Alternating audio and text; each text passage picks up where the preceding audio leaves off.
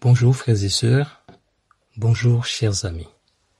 Nous sommes ensemble ce matin pour rendre un culte à notre grand Dieu et Sauveur. Je vous invite à ouvrir avec moi votre Bible dans le livre d'Ésaïe, au chapitre 9. Ésaïe chapitre 9, à partir du verset 1.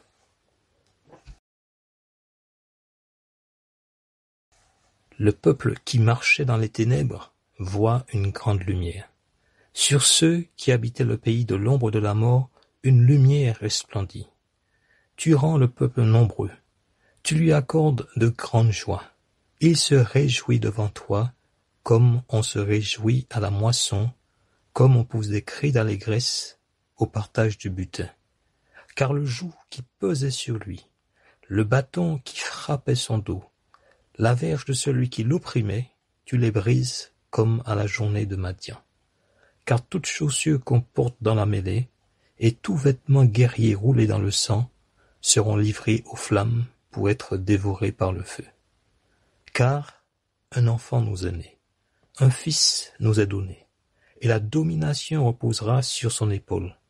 On l'appellera admirable, conseiller, Dieu puissant, Père éternel, Prince de la paix, donné à l'empire de l'accroissement et une paix sans fin au trône de David et à son royaume, l'affermir et le soutenir par le droit et par la justice, dès maintenant et à toujours, voilà ce que fera le zèle de l'Éternel des armées. Nous étions, frères et sœurs, comme ce peuple qui marchait dans les ténèbres, jusqu'au jour où l'Évangile, par la grâce de Dieu, a brillé dans nos cœurs. Alors, nous étions dans la joie, parce que nous avions l'assurance du salut, parce que nous étions devenus par pure grâce enfants de Dieu. Et notre Sauveur est admirable, rien n'est comparable à lui. Au verset 5, nous lisons « Car un enfant nous est né, un fils nous est donné, et la domination reposera sur son épaule. On l'appellera admirable, conseiller, Dieu puissant, Père éternel, Prince de la paix. » Chantons, frères et sœurs, ce Sauveur qui est admirable, ce Sauveur qui est grand, qui est puissant. Chantons-le avec le cantique numéro 537 sur les ailes de la foi. Rien n'est comparable à toi, mon Sauveur. Et ensuite, nous prierons.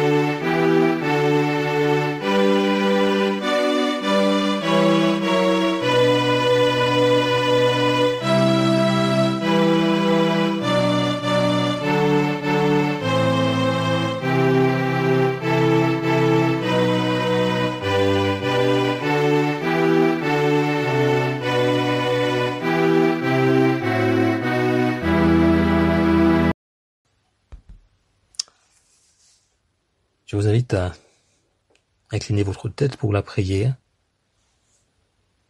Nous te remercions, Seigneur, pour ta parole écrite qui nous instruit et qui nous rappelle constamment qui tu es et tes œuvres et tes voies admirables. Merci de nous avoir donné Jésus, qui nous sauve de nos péchés. Merci pour la joie du salut. Merci pour cette grande délivrance que tu as opérée envers nous par pure grâce. Merci pour le Saint-Esprit, le consolateur qui nous accompagne dans notre pèlerinage ici-bas. Merci pour ta grâce que tu manifestes de diverses façons. Nous prions que tu nous assistes ce matin pour que ce culte te soit agréable. Au nom de Jésus. Amen. Je vous invite à prendre avec moi un deuxième cantique, le numéro 535, Mon Sauveur même, quel ferme appui pour ma foi.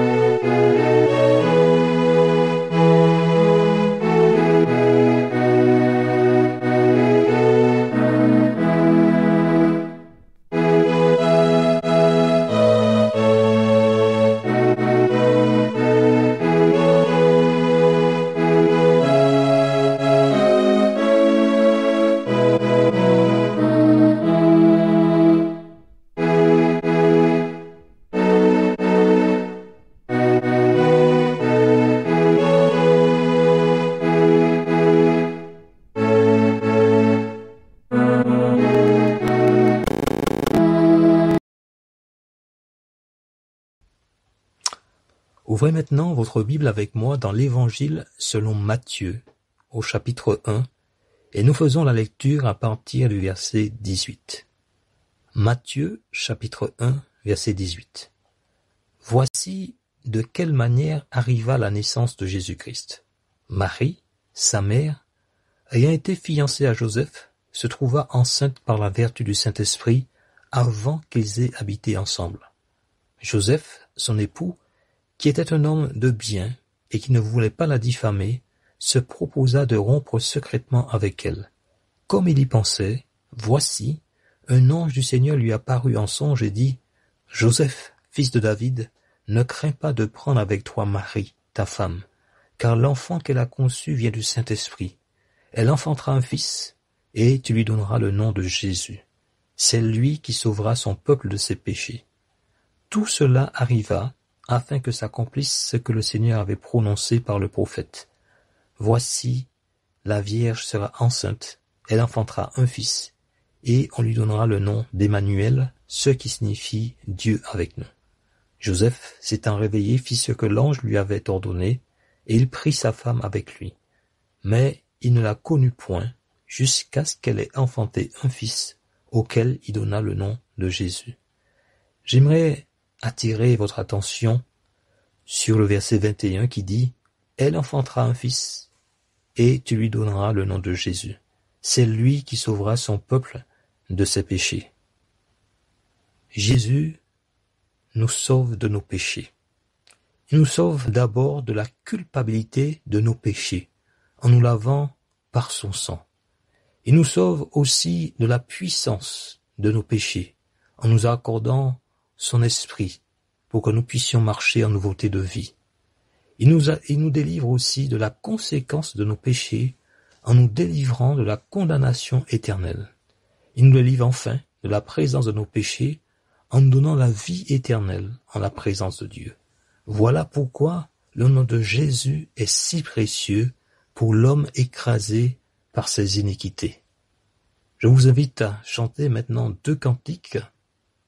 Le numéro 93, Salut, blanche étoile, et le numéro 94, Terre, chante de joie, celui que Dieu t'envoie.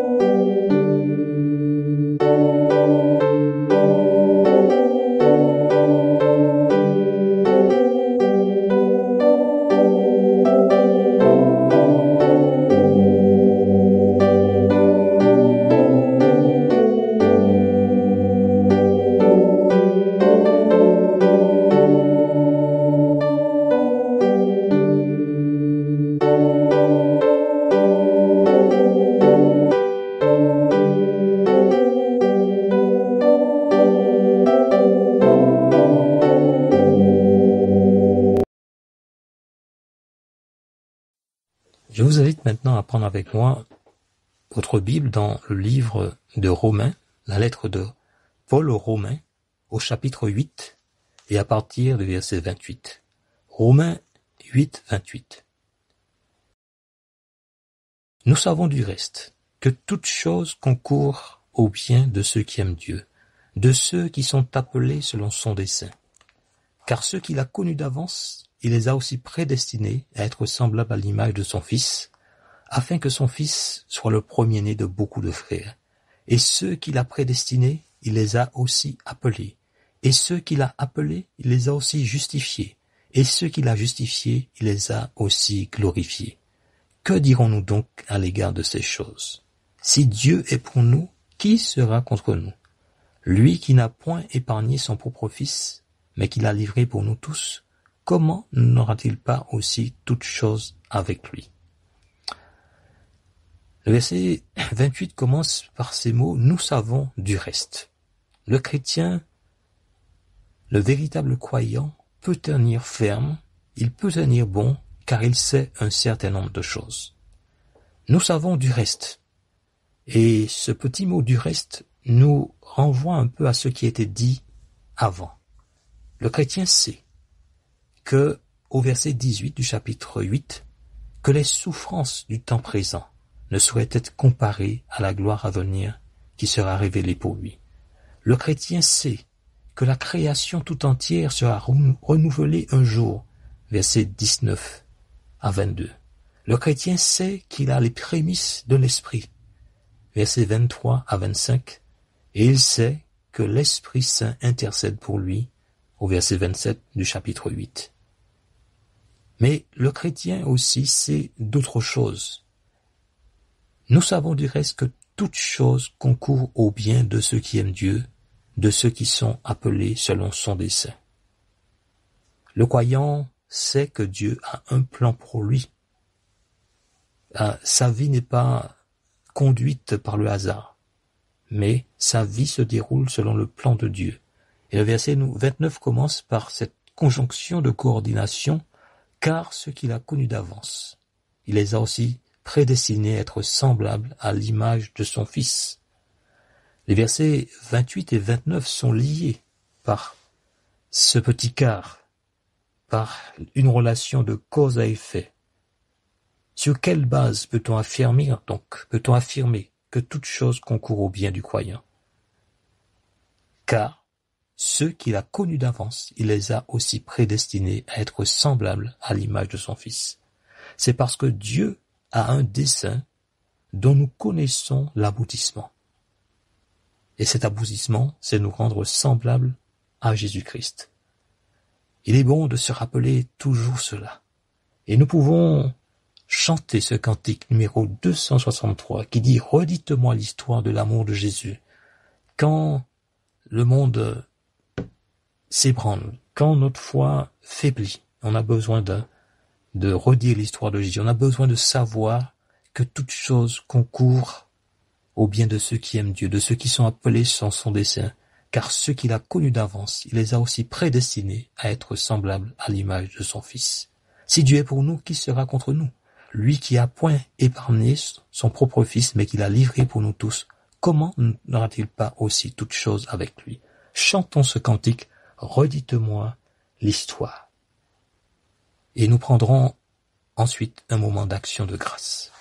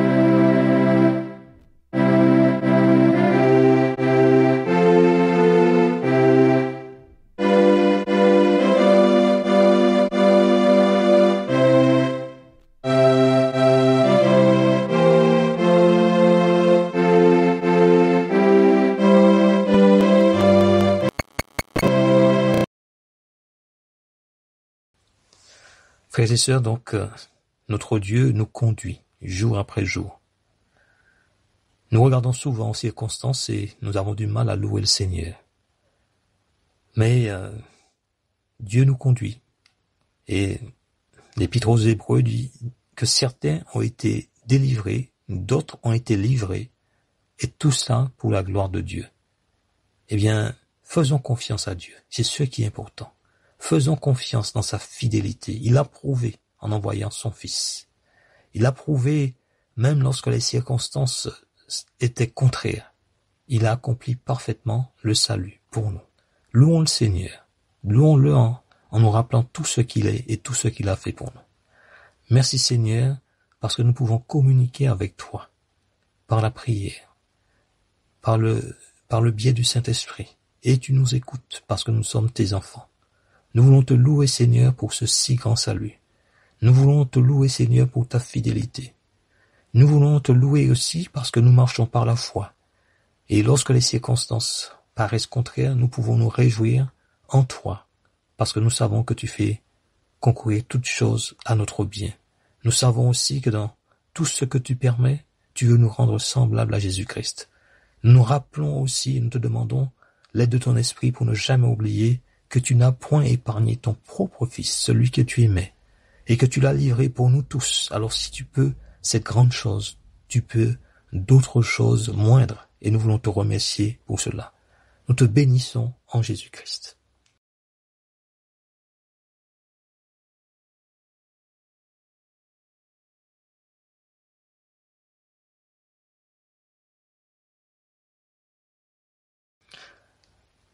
Avant de laisser la place à Tony pour les annonces et pour le message, j'aimerais que nous entonnions un dernier cantique qui se trouve sur le J'aime l'Éternel, numéro 553, « Tu es venu jusqu'à nous ». Et bien après avoir entonné ce cantique ensemble, je vais vous souhaiter un bon dimanche sous la grâce du Seigneur. Amen.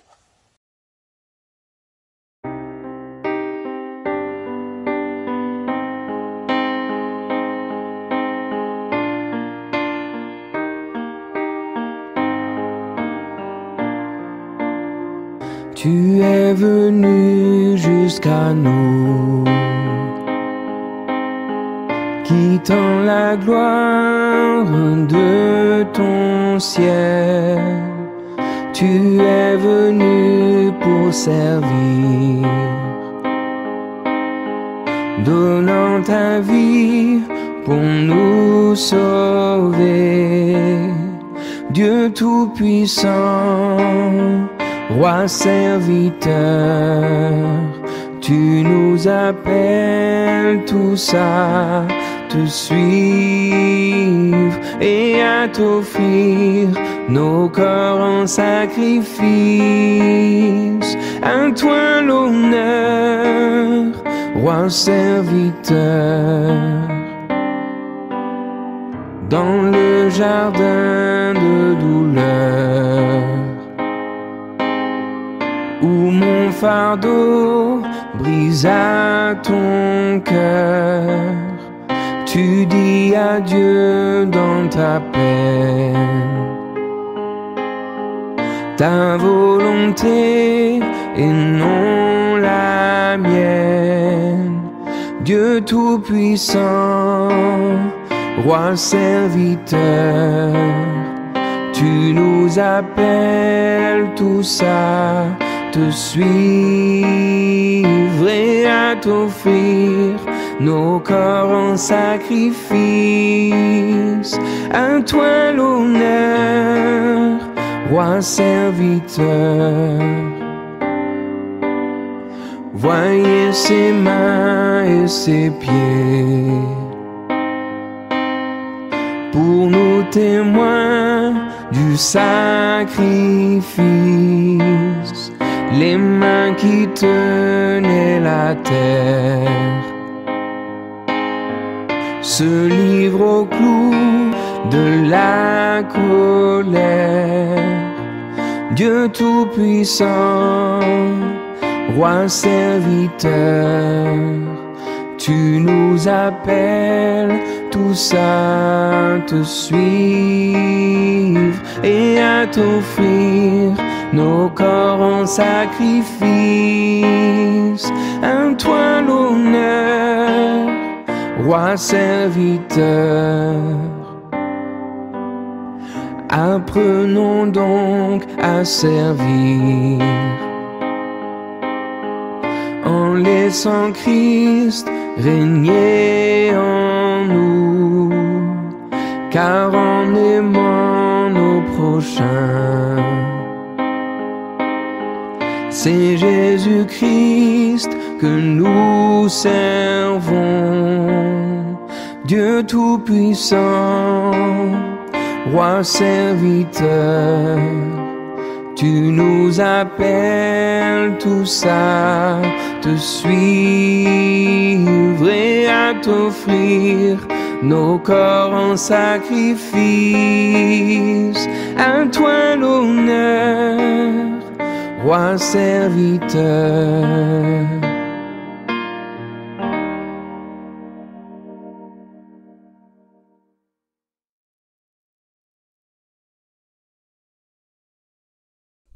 Je vous adresse, frères et sœurs, mes salutations en Jésus-Christ. Que la grâce de notre Seigneur soit avec chacun de vous. Je vais commencer cette prédication avec cette affirmation en vous disant que oui, que Dieu a un plan pour chacun de vous. Et pour parler du plan de Dieu, j'aimerais parcourir le premier chapitre de l'évangile de Luc et parler spécifiquement de la préparation de la venue du Messie. Dieu, il avait un plan pour préparer donc la venue du Messie, et il fallait qu'il trouve parmi les êtres humains des personnes pour accomplir son plan. Et donc dans l'évangile de Luc, cet évangile est écrit dans les années 60 après Jésus-Christ par celui que l'apôtre Paul nomme le médecin bien-aimé. Il a écrit cet évangile poussé par l'Esprit de Dieu après avoir fait des recherches exactes. Il a mis donc par écrit les événements de la vie de Jésus. Il adresse son évangile à Théophile, dont le nom signifie ami de Dieu. Peut-être un haut fonctionnaire de l'Empire romain qui avait déjà reçu Jésus dans son cœur. Le but de l'évangile était donc de confirmer par écrit la véracité de tout ce qu'on lui avait enseigné sur la vie de Jésus. Les versets 3 à 4 du chapitre 1, où Luc dit qu'il m'a aussi semblé bon, après avoir fait des recherches exactes sur toutes ces choses depuis leur origine, de te les exposer par écrit d'une manière suivie, excellent Théophile, afin que tu reconnaisses la certitude des enseignements que tu as reçus. Donc c'était vraiment là le but de Luc, que Théophile ne doute pas de l'enseignement qu'il a reçu. Donc il commence ce premier chapitre avec l'histoire de Zacharie et d'Élisabeth et l'annonce de la venue du Messie. Mais dans Galates chapitre 4, versets 4 à 5, l'apôtre Paul dit que mais lorsque les temps ont été accomplis, Dieu a envoyé son Fils, né d'une femme, né sous la loi, afin qu'il rachète ceux qui étaient sous la loi, afin que nous recevions l'adoption. Donc, oui, Dieu avait un plan pour sauver l'homme pécheur, pour le délivrer de la puissance du péché et du malin. Dieu avait un plan, et ce plan, c'était son propre Fils, le Seigneur Jésus-Christ. Dans l'évangile de Jean, chapitre 3, verset 16, il nous dit « Car Dieu a tant aimé le monde qu'il a donné son Fils unique, afin que quiconque croit en lui ne périsse point, mais qu'il ait la vie éternelle. » Donc le plan de Dieu était donc d'envoyer un sauveur, donc son Fils Jésus. Alors, à quel moment? Le texte de Galates nous dit que c'est lorsque les temps ont été accomplis. Tant que Dieu a déterminé de sa propre autorité avant même la fondation du monde. Comment allait-il mettre à exécution cela? Comment son Fils allait venir au monde? Le texte nous dit dans Galates il sera né d'une femme. Et donc, oui, et dans Luc, il est dit que cette femme va s'appeler Marie. Avant la venue du Sauveur, il fallait préparer le chemin, donc préparer le cœur de ces hommes et ces femmes, afin de préparer au Seigneur un peuple bien disposé. C'est ce que nous dit le verset 17, à la fin du verset 17, afin de préparer au Seigneur un peuple bien disposé. Donc, la mission de celui qui allait préparer les cœurs des gens, c'était ça, faire en sorte que lorsque Jésus-Christ va arriver, que les gens aient déjà certaines connaissances, et notamment de la réalité du péché. Et donc Jean-Baptiste va être cet instrument que Dieu va utiliser pour préparer le chemin du Seigneur. Alors, le plan de Dieu, c'était donc, lorsque l'État accompli, se dire, voilà, qui vais-je choisir pour être les parents de cet homme qui va préparer le chemin du Seigneur? Qui sera cette femme vierge que je vais choisir, qui va porter mon fils bien-aimé? Donc c'est là. Et Dieu, du haut des cieux, il va regarder donc les qualités, il va regarder les cœurs des uns et des autres, comme il l'avait fait, souvenez-vous, pour David, lorsqu'il fallait choisir un roi pour succéder à Saül. Dieu a regardé, il a regardé au cœur, comme il a dit à Samuel, qu'il regarde au cœur et non à ce qui frappe les yeux. Et donc, nous allons voir dans le passage que nous allons lire, en fait, les raisons pour lesquelles c'est donc Zacharie, Élisabeth et Marie, pourquoi Dieu les a choisis, quelles étaient les qualités. Et donc, pour l'accomplissement du plan de Dieu dans nos vies, il est bon que nous nous préparions, que nous puissions avoir aussi ces qualités, parce que nous ne savons pas ce à quoi Dieu nous appelle. Alors lisons ce texte de Luc chapitre 1 à partir du verset 5. Du temps d'Hérode, roi de Judée, il y avait un sacrificateur nommé Zacharie de la classe d'Abia. Sa femme était d'entre les filles d'Aaron et s'appelait Élisabeth. Tous deux étaient justes devant Dieu, observant d'une manière irréprochable tous les commandements et toutes les ordonnances du Seigneur. Ils n'avaient point d'enfants parce qu'Élisabeth était stérile, et ils étaient l'un et l'autre avancés en âge.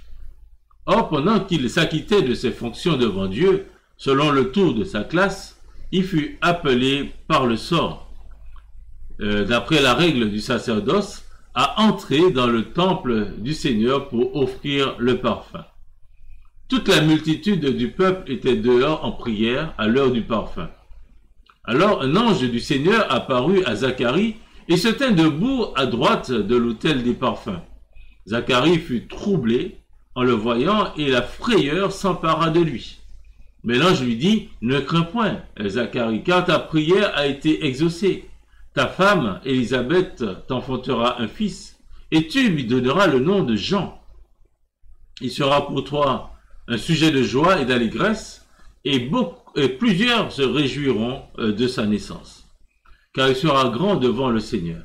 Il ne boira ni vin, ni liqueur enivrante, et il sera rempli de l'Esprit Saint dès le sein de sa mère. Il ramènera plusieurs des fils d'Israël au Seigneur, leur Dieu. Il marchera devant Dieu avec l'esprit et la puissance d'Élie pour ramener les cœurs des pères vers les enfants et les rebelles à la sagesse des justes, afin de préparer au Seigneur un peuple bien disposé. Zacharie dit à l'ange, « Mais à quoi reconnaîtrai-je cela? Car je suis vieux, et ma femme est avancée en âge. » L'ange lui répondit, « Je suis Gabriel, je me tiens devant Dieu, j'ai été envoyé pour te parler et pour t'annoncer cette bonne nouvelle. Et voici, tu seras muet, et tu ne pourras parler jusqu'au jour où ces choses arriveront parce que tu n'as pas cru à mes paroles, qui s'accompliront en leur temps. » Cependant, le peuple attendait Zacharie, s'étonnant de ce qu'il restait si longtemps dans le temple. Quand il sortit, il ne put leur parler et ils comprirent qu'il avait eu une vision dans le temple. Il leur faisait des signes et il resta muet. Lorsque ses jours de service furent écoulés, il s'en alla chez lui. Quelque temps après, Élisabeth, sa femme, devint enceinte. Elle se cacha pendant 5 mois, disant « C'est la grâce que le Seigneur m'a faite, quand il a jeté les yeux sur moi pour ôter mon opprobre parmi les hommes. » Et nous continuons au verset 36. Il est dit « Voici Élisabeth », donc c'est l'ange qui parle à Marie, « Voici Élisabeth, ta parente, a conçu, elle aussi, un fils en sa vieillesse, et celle qui était appelée stérile est dans son 6e mois, car rien n'est impossible à Dieu. » Marie dit, « Je suis la servante du Seigneur, qu'il me soit fait selon ta parole. » Et l'ange la quitta. Et continuons avec le verset 45. Il dit, « Heureuse celle qui a cru, parce que les choses qui lui ont été dites de la part du Seigneur auront leur accomplissement. » Jusque-là. Donc pour l'accomplissement de son plan, l'Éternel, comme je disais, regarde du haut des cieux pour voir qui serait cette femme vierge qui mettrait au monde son fils bien-aimé, comme il l'avait annoncé par les prophètes. Et dans Ésaïe chapitre 7, verset 14, il dit « C'est pourquoi le Seigneur lui-même vous donnera un signe. Voici la Vierge deviendra enceinte. Elle enfantera un fils et elle lui donnera le nom d'Emmanuel. » Donc, oui, les prophètes l'avaient déjà annoncé. Mais qui serait cette femme? Qui seront aussi les parents de celui qui allait marcher devant Dieu avec l'esprit et la puissance d'Élie? Et dans sa souveraineté, Dieu a choisi Zacharie et Élisabeth pour être les parents de Jean-Baptiste, et il a choisi Marie pour être la mère de Jésus.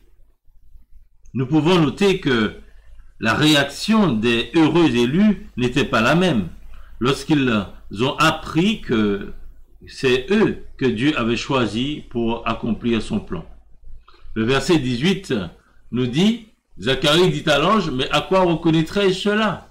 Car je suis vieux et ma femme est avancée en âge. » Et au verset 20, il est dit, « Et voici, l'ange lui dit, tu seras muet, et tu ne pourras parler jusqu'au jour où ces choses arriveront, parce que tu n'as pas cru à mes paroles qui s'accompliront en leur temps. » Donc Zacharie a fait preuve de scepticisme en apprenant la nouvelle.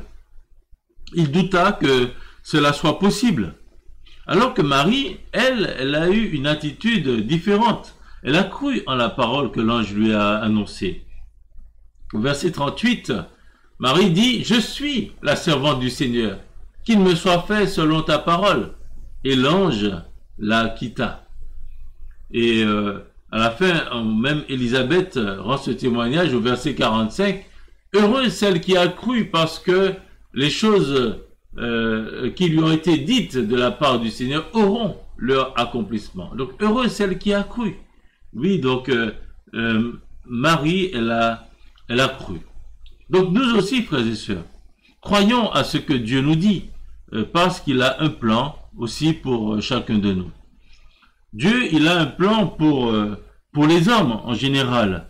Et le plan merveilleux qu'il a pour tous les hommes, c'est le salut en Jésus-Christ. L'apôtre Paul nous dit dans 1 Timothée chapitre 2, il nous dit que cela est bon et agréable devant Dieu notre Sauveur, qui veut que tous les hommes soient sauvés et parviennent à la connaissance de la vérité. Oui, donc Dieu, son désir, c'est que les hommes soient sauvés. Mais il nous dit que pour être sauvé, il faut croire en son Fils Jésus-Christ. Donc il met une condition. Et c'est la réponse que donne l'apôtre Paul et Silas à ce geôlier dans Actes chapitre 16, verset 30 à 31. Il dit à Paul et à Silas, « Seigneur, mais que faut-il que je fasse pour être sauvé ?» Paul et Silas répondirent, « Mais crois au Seigneur Jésus et tu seras sauvé, toi et ta famille. » Lorsque nous entendons cette bonne nouvelle? Sommes-nous comme Zacharie et doutons-nous de cette parole? Si vous n'avez pas encore mis votre foi en Jésus, est-ce que vous avez un peu cette attitude d'incrédulité, un peu comme Zacharie? Parce que parfois nous entendons la parole et nous pensons être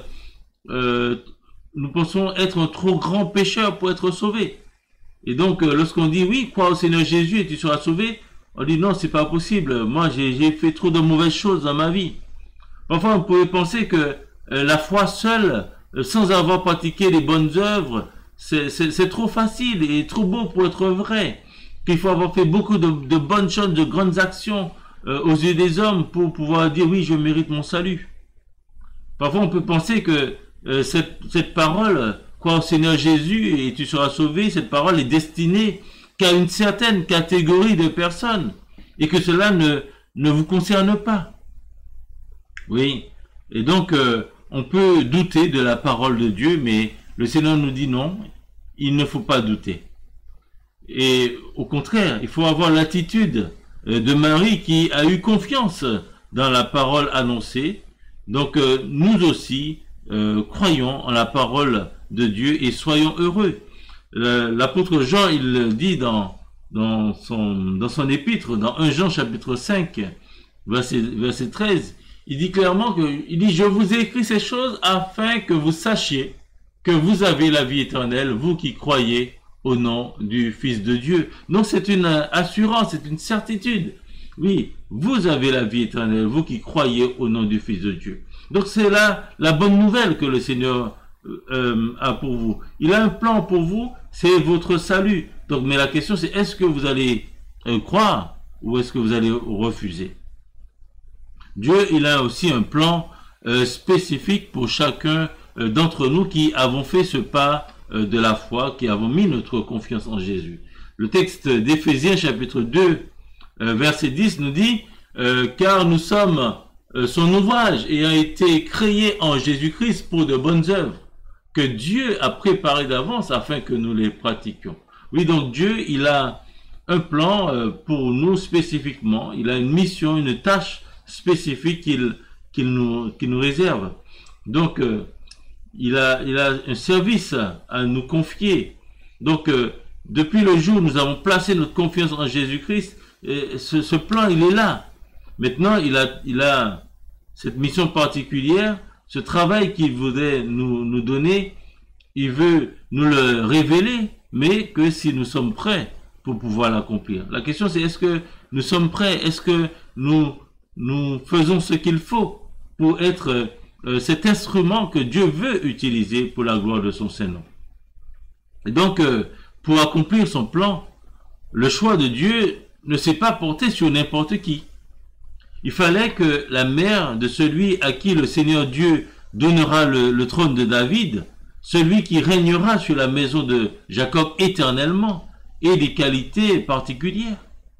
Il fallait aussi que les parents de celui qui allait marcher devant Dieu avec l'esprit et la puissance d'Élie aient des qualités particulières. Imaginez, frères et sœurs, qu'un patron qui recherche une personne pour un travail, le choix de cette personne pour ce travail particulier ne se fera pas comme à la loterie. Un patron recrutera une personne pour un poste donné. Un travail particulier requiert des qualités, des compétences particulières. Donc, le patron, il choisira celui qu'il estime être le plus capable d'accomplir ou d'exécuter son plan. Donc, c'est en cela que je dis que oui, Dieu, il a un plan, mais aussi à nous de faire ce qu'il faut pour avoir les qualités nécessaires pour l'exécution du plan de Dieu en fonction de ce qu'il a en vue pour nous. Donc, pour accomplir son plan, Dieu a choisi de sa propre autorité des personnes qui seront des instruments, qui mettront à exécution son plan. Donc, et là, on peut voir quelles étaient les qualités de Zacharie et Élisabeth dans les versets 5 à 8. Il est dit que dans le verset 6, tous deux étaient justes devant Dieu, observant d'une manière irréprochable tous les commandements et toutes les ordonnances du Seigneur. Donc, oui, tous les deux étaient justes devant Dieu. Donc, c'était des croyants. C'était des gens qui avaient foi en Dieu et qui avaient une vie qui soit agréable à Dieu. Ils observaient de manière irréprochable tous les commandements et les ordonnances du Seigneur. Donc, c'était des gens qui vraiment avaient à cœur de mettre en pratique dans leur vie de chaque jour ce qu'ils lisaient dans la parole. L'autre chose, c'est que dans les versets 7 à 8, nous lisons qu'ils n'avaient point d'enfants parce qu'Élisabeth était stérile et ils étaient l'un et l'autre avancés en âge. Or, pendant qu'il s'acquittait de ses fonctions devant Dieu, selon le tour de sa classe, il fut appelé par le sort. Donc là, qu'est-ce que nous voyons? C'est que Zacharie servait Dieu fidèlement, malgré le fait qu'il était vieux, et malgré la souffrance de ne pas avoir d'enfant. L'autre chose aussi, c'est que, verset 13, nous dit que l'ange lui dit, ne crains point, Zacharie, car ta prière a été exaucée. Ta femme Élisabeth t'enfantera un fils, et tu lui donneras le nom de Jean. Donc, c'était un homme qui persévérait dans la prière pour avoir des enfants. Oui, ta prière a été exaucée. Donc, il y avait vraiment des qualités, des gens qui avaient une vie cohérente, qui vivaient selon la parole de Dieu, des personnes qui priaient pour quelque chose pendant des années et des années. Ils étaient fidèles, etc. Et Dieu va les voir, Dieu va dire, voilà, ce sera ce couple-là que je vais choisir pour porter cet enfant, Jean-Baptiste, celui qui va marcher devant le Seigneur. L'autre chose, les qualités de Marie, on peut souligner qu'elle avait un cœur pour le service pour Dieu, puisqu'elle a accepté le risque d'être rejetée par son peuple. Elle a accepté le risque d'être lapidée, car ayant un enfant sans être mariée, c'était ça le risque pour elle. Elle aurait pu être rejetée par son fiancé, Joseph, qui saurait que l'enfant n'était pas de lui. Donc, malgré tous ces risques, elle a accepté de se soumettre à la volonté de Dieu qui était qu'elle porte cet enfant, voilà, qui est venu par l'action du Saint-Esprit. Il fallait qu'elle porte cet enfant. Elle n'a pas cherché de son propre intérêt, mais elle a voulu être seulement la servante du Seigneur. Parce que lorsque Dieu lui dit, voilà ce que tu vas faire, la réponse qu'elle donne est la suivante: je suis la servante du Seigneur, qu'il me soit fait selon ta parole. Voilà, quel cœur, frères et sœurs, pour le service pour Dieu. On voit aussi qu'elle avait un cœur humble. Au verset 46, Marie dit, mon âme exalte le Seigneur, et mon esprit se réjouit en Dieu, mon Sauveur, parce qu'il a jeté les yeux sur la bassesse de sa servante. Car voici désormais, toutes les générations me diront bienheureuse. Voilà, donc cette femme, elle avait un cœur humble. Mon âme exalte le Seigneur. Mon esprit se réjouit en Dieu parce qu'il a jeté les yeux sur la bassesse de sa servante. Quelle humilité. Elle ne voulait pas qu'on la déifie, comme c'est le cas malheureusement, mais par certains. Mais elle voulait seulement être une servante du Seigneur. Et pendant toute sa vie, elle a été la servante du Seigneur, accompagnant le Seigneur Jésus-Christ et restant à sa place. Et lorsque le Seigneur est remonté auprès du Père, elle était là avec les autres disciples dans la chambre haute, tout simplement comme faisaient les autres femmes. Donc elle n'était pas mise sur un piédestal. Donc oui, cette femme a montré une profonde humilité. Et c'est aussi pour cela que Dieu l'a choisie. Donc nous aussi, frères et sœurs, Dieu a un service à nous confier. Nous n'avons pas tous les mêmes dons. Donc nous n'aurons pas tous le même service à accomplir. Mais sachons une chose, comme le Seigneur le dit dans Matthieu 9, 37, la moisson est grande, mais il y a peu d'ouvriers. Priez donc le maître de la moisson d'envoyer des ouvriers dans sa moisson. Voilà, donc oui, la moisson est grande. Les ouvriers que le Seigneur veut envoyer dans sa moisson sont des ouvriers qualifiés. Donc laissons le Saint-Esprit faire son œuvre en nous en vue du service que le Seigneur veut nous confier. Et comme Zacharie, Élisabeth et Marie, observons de manière irréprochable la parole de Dieu. Continuons à le servir quelles que soient les difficultés personnelles que nous rencontrons. Soyons prêts à faire ce qu'il nous demande, à aller là où il veut qu'on aille, malgré les risques. Reconnaissons la grâce du Seigneur envers nous et louons-le lorsque nous voyons que nos prières ont été exaucées. Le verset 25 dit, c'est la grâce du Seigneur, c'est la grâce que le Seigneur m'a faite quand il a jeté les yeux sur moi pour ôter mon opprobre parmi les hommes. Oui, c'est la grâce de Dieu. Reconnaître la grâce de Dieu, pouvoir servir le Seigneur, c'est une grâce de Dieu. Donc nous aussi, frères et sœurs, croyons à ce que Dieu nous dit dans sa parole, parce qu'il a un plan pour chacun de nous. Sa parole s'accomplira en son temps, car rien ne lui est impossible. Et j'aimerais que nous lisions, pour terminer, ces cantiques que Marie ou Zacharie ont écrit, ont dit pour la gloire de Dieu, dans Luc chapitre 1 à partir du verset 46 à 50, puis nous allons lire les versets 67 à 75.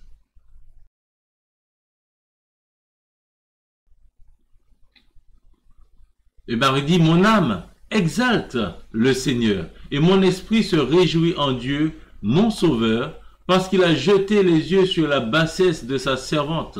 Car voici désormais, toutes les générations me diront bienheureuse, parce que le Tout-Puissant a fait pour moi de grandes choses. Son nom est saint, et sa miséricorde s'étend d'âge en âge sur ceux qui le craignent.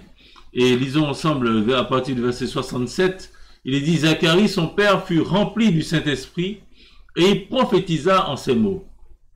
Béni soit le Seigneur, le Dieu d'Israël, de ce qu'il a visité et racheté son peuple, et nous a suscité un puissant sauveur dans la maison de David, son serviteur, comme il l'avait annoncé par la bouche de ses saints prophètes des temps anciens.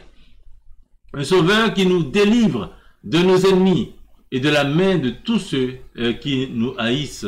C'est ainsi qu'il manifeste sa miséricorde envers nos pères et se souvient de sa sainte alliance, selon le serment par lequel il avait juré à Abraham, notre père, de nous permettre, après que nous serions délivrés de la main de nos ennemis, de le servir sans crainte, en marchant devant lui dans la sainteté et dans la justice tous les jours de notre vie. Donc oui, Dieu nous a délivrés de l'emprise du mal pour que nous le servions sans crainte. Donc en marchant devant lui dans la sainteté et dans la justice tous les jours de notre vie. Donc faisons-le, frères et sœurs, parce que Dieu, il a un plan pour chacun, et si nous sommes fidèles, lorsque le moment sera accompli, il nous dira ce à quoi il veut que nous fassions pour l'avancement de son œuvre, pour la gloire de son Saint-Nom. Donc à lui seul soit la gloire au siècle des siècles. Amen.